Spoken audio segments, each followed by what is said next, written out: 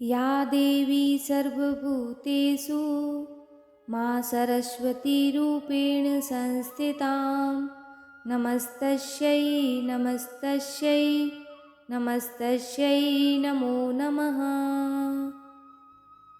जय श्री कृष्णा।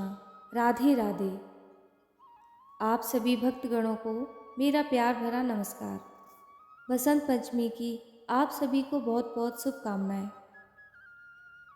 भारत त्योहारों का देश है। यहाँ हर महीने हर दिन कोई न कोई त्यौहार किसी न किसी राज्य में विशेष रूप से मनाया जाता है। भारत के प्रसिद्ध त्योहारों में से एक बसंत पंचमी का त्यौहार है, जिसे सरस्वती पूजा भी कहा जाता है। इस दिन विद्या की देवी माँ सरस्वती की आराधना की जाती है।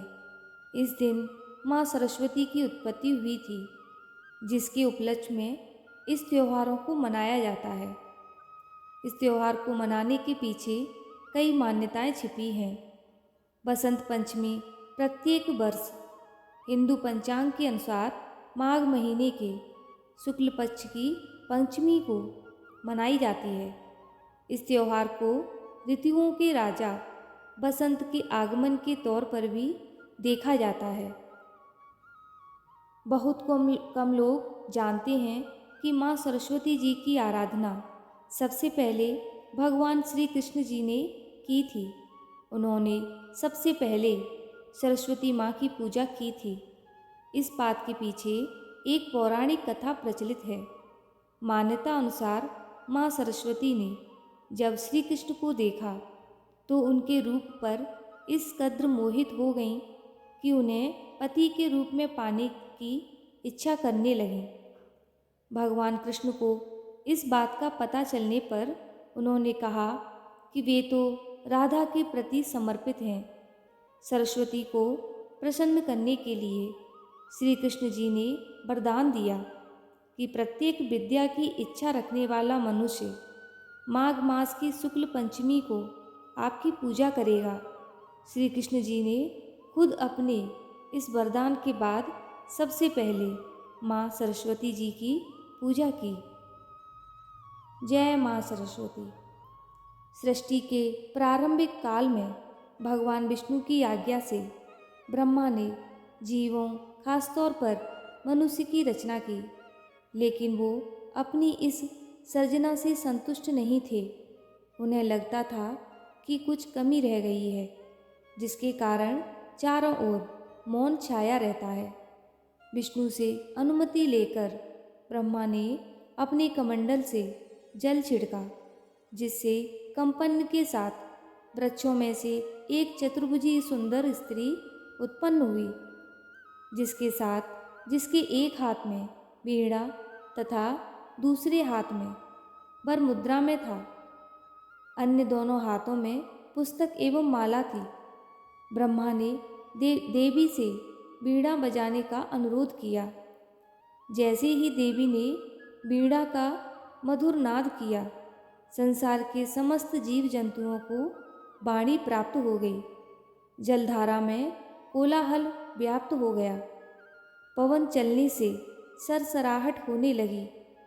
तब ब्रह्मा ने उस देवी को वाणी की देवी सरस्वती कहा।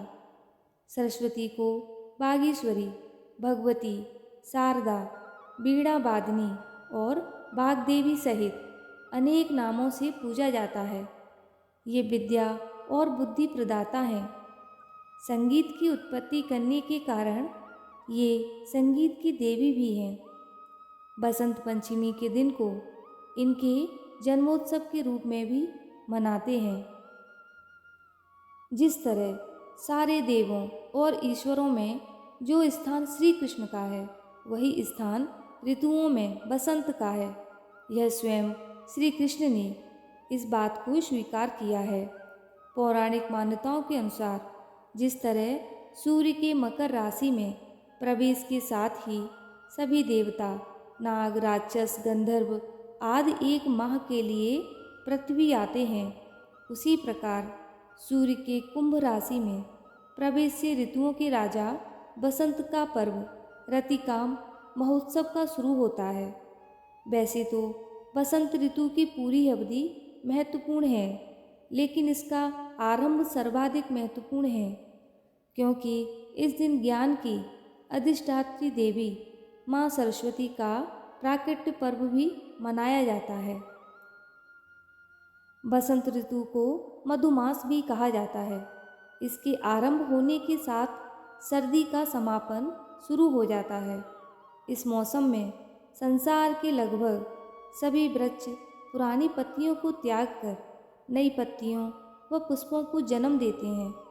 माँ शारदा यानी सरस्वती माँ माघ मास के शुक्ल पक्ष की पंचमी तिथि को प्रकट हुई थी। इस वजह से उस तिथि को बसंत पंचमी या श्री पंचमी कहा जाने लगा। उन्होंने अपनी वीणा से संगीत की उत्पत्ति की, जिस वजह से वह कला और संगीत की देवी कही जाती हैं। माँ को पीला रंग काफ़ी प्रिय है। पूजा के समय में उनको पीली वस्तु और पुष्प अर्पित किया जाता है। इस दिन मुख्य रूप से पीले वस्त्रों को धारण किया जाता है। माँ सरस्वती की पूजा विशेष तौर पर विद्या और संगीत को अर्जित करने के लिए की जाती है। हिंदू धर्म में सभी देवताओं का अपना महत्व और कार्य होते हैं। भगवान ब्रह्मा जी को सृष्टि के रचयिता कहा जाता है। भगवान शिव को सृष्टि के पालनहार कहा गया है। श्री गणेश को प्रथम पूजनीय देव माना गया है।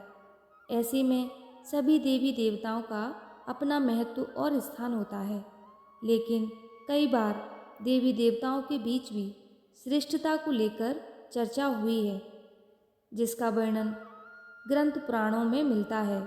आज हम आपको माँ लक्ष्मी व सरस्वती के बीच अपने गुणों को श्रेष्ठ सिद्ध करने को लेकर कुछ कहानी सुनाएंगे।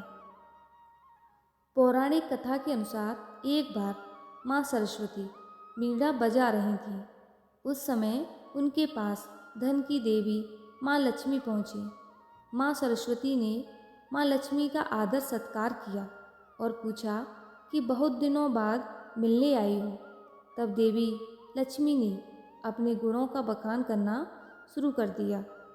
माँ लक्ष्मी ने कहा कि वो धन की देवी हैं और संसार उनकी स्तुति करता है, क्योंकि सभी धनवान होना चाहते हैं, इसीलिए वो जल्दी नहीं आ सकती। माँ लक्ष्मी ने सरस्वती को यह भी कहा कि आप तो केवल वीणा बजाती रहती हैं। देवी लक्ष्मी के ऐसे शब्दों से माँ सरस्वती बहुत दुखी हुई और देवी लक्ष्मी से कहा कि आप धन की देवी हैं, लेकिन आप कभी भी एक जगह नहीं टिकती। इसी कारण संसार आपको चंचला कहता है। आप धन दे सकती हैं, लेकिन ज्ञान नहीं। ज्ञान की कमी के कारण व्यक्ति कभी भी धन का सही उपयोग नहीं करेगा। ज्ञानी व्यक्ति धन के अभाव में भी ज्ञान से धन प्राप्त कर सकता है, लेकिन धन से ज्ञान मिले ये जरूरी नहीं। यह सुनकर देवी लक्ष्मी को क्रोध आया और दोनों देवियों के बीच बहस बढ़ती चली गई। देवी लक्ष्मी और माँ सरस्वती की धन और ज्ञान पर बहस को बढ़ते देख देवताओं ने आदि शक्ति से इसका उपाय पूछा। तब आदि शक्ति ने देवताओं से कहा कि यह बहस कभी खत्म नहीं होगी। धरती पर जब तक जीवन होगा तब तक धन और ज्ञान में श्रेष्ठता का द्वंद्व चलता ही रहेगा। धन मिलने से सभी खुश होंगे, लेकिन ज्ञान के अभाव में धन का सदुपयोग नहीं कर पाएंगे। इसीलिए ज्ञान भी महत्वपूर्ण है। देवी सरस्वती विद्या की देवी हैं और जो लोग विद्यावान होते हैं उन्हें अहंकार से बचना चाहिए, तभी वे माँ सरस्वती की कृपा प्राप्त कर सकते हैं। महाकवि कालिदास देवी सरस्वती के परम भक्त थे, लेकिन उन्हें भी अपने ज्ञान का घमंड हो गया था। उस समय देवी ने उनका घमंड तोड़ा। आइए सुनते हैं माँ सरस्वती और कालिदास की यह पावन कथा।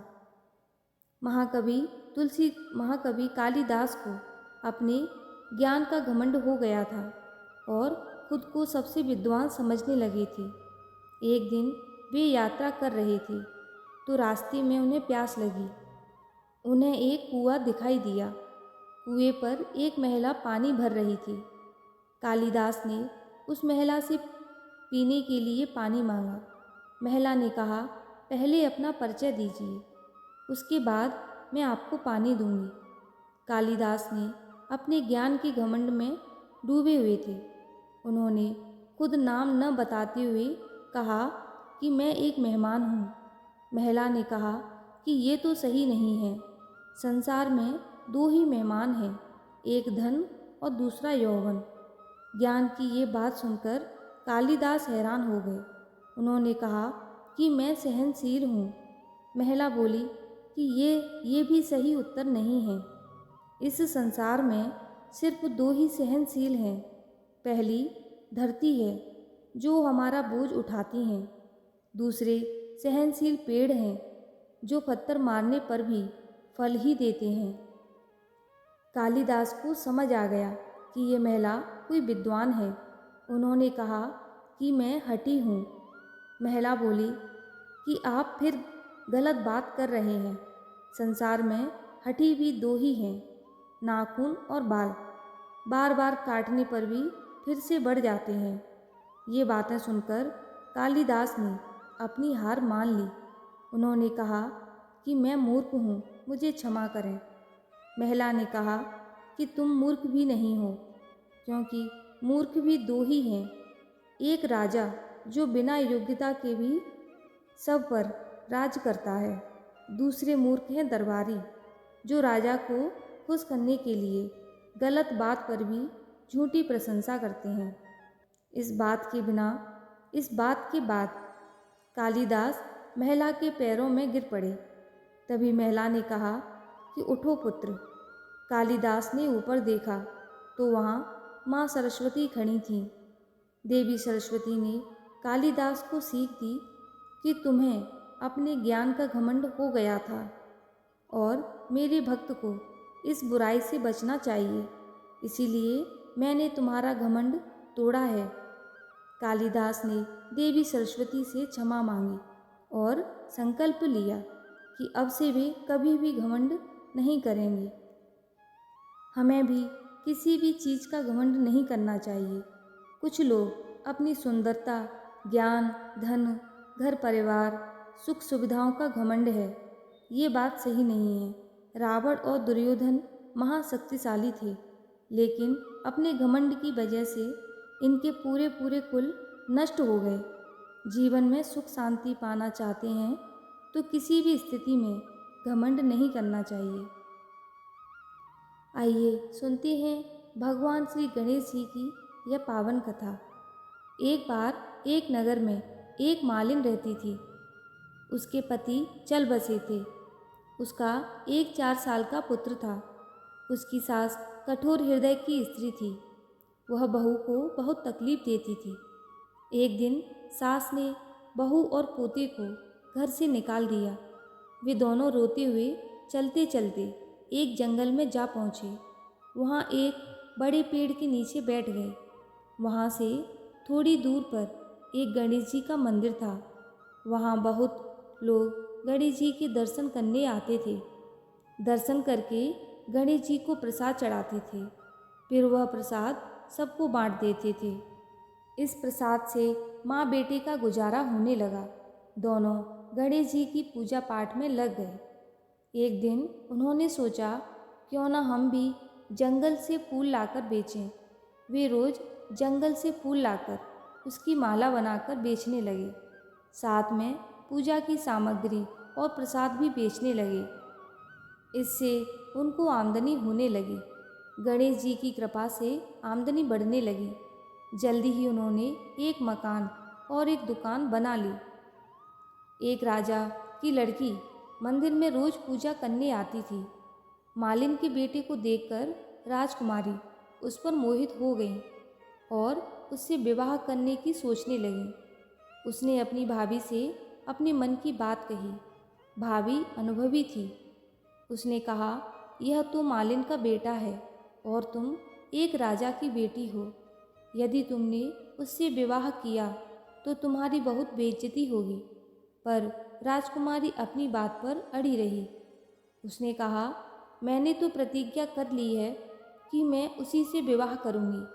भाभी ने घर जाकर सारी बात राजा को बता दी। राजा ने मना नहीं किया और विवाह के लिए तैयार हो गए। उन्होंने बड़े धूमधाम से बेटी का विवाह मालिन के बेटे के साथ कर दिया।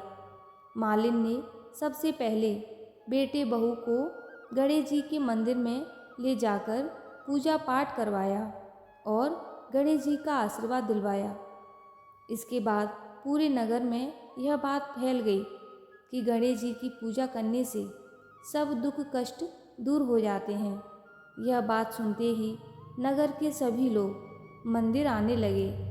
मालिन और उसके बेटे की बिक्री और बढ़ गई। उधर उसकी सास के बुरे दिन आ गए। अन्नदाता उससे रूठ गए और वह भूखी मरने लगी। एक दिन वह रोती धोती उसी गणेश जी के मंदिर में आ पहुंची। वहाँ वह मालिन के बेटे से बोली, मैं भूखी हूँ, मुझे रोटी कपड़ा दे देना, इसके बदले में तुम्हारा सारा काम कर दूंगी। लड़के को दया आ गई और उसे काम पर रख लिया। उसने अपनी दादी को नहीं पहचाना। जब मालिन घर आई तो उसने अपनी सास को पहचान लिया और वह सास से बोली, सासू जी आप यहाँ कैसे? सास ने पोते की तरफ इशारा करते कहा, मेरी इस सेठ के यहाँ नौकरी लग गई है। बहू बोली, यह आपका पोता है और यह घर भी आपका ही है, यह दुकान भी आपकी ही है। जब आपने हमें घर से निकाला तब गणेश जी ने हमारी रक्षा की। बहू की बात सुनकर सास बोली, मेरी करनी मैंने भोग ली। बहू बोली, माँ जी अब आप हमारे यहाँ रहो और पोते का सुख देखो। हे गणेश जी महाराज, जैसा सुख आपने मालिन को दिया वैसा ही सुख सबको देना। बसंत पंचमी की आप सभी को बहुत बहुत शुभकामनाएं। जय श्री कृष्णा। राधे राधे।